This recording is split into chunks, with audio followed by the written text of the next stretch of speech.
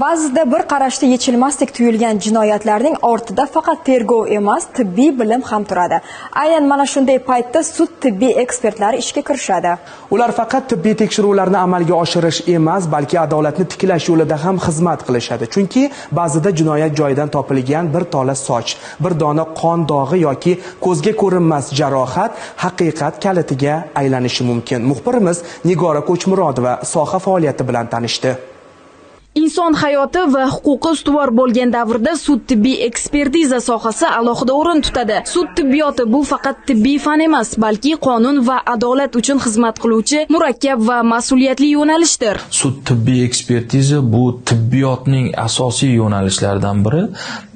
Vazifasi sog'liqni saqlash tizimiga ko'maklashish, ya'ni to'g'ri davo muolajalarini olib borish, kasalliklarni erta tashxislash va to'g'ri tashxisotni yo'lga qo'yishdan iborat. Sud tibbiyoti mutaxassislari sud, tergov va surishtiruv jarayonlarida tibbiy biologik muammolarni o'rganish orqali muhim dalillar taqdim etadi. Ekspertiza o'tkazishda esa qonuniylik, inson huquq va erkinliklariga rioya qilish, xolislik va to'liqlik tamoyillari qat'iy talab qilinadi.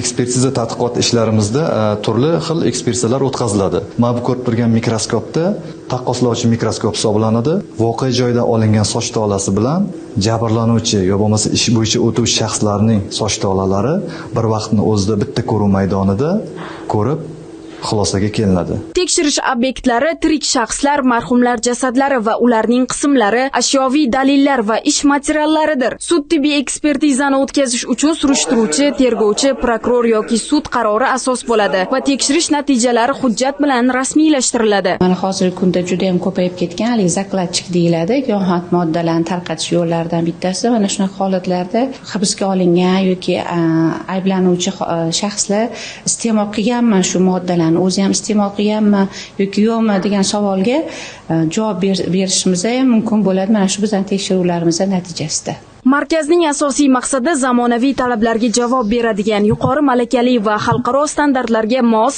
sud tibbiy ekspertiza xizmatini tashkil etish, tibbiyot texnikalarini muntazam yangilash va mutaxassislarni doimiy takomillashtirishdir.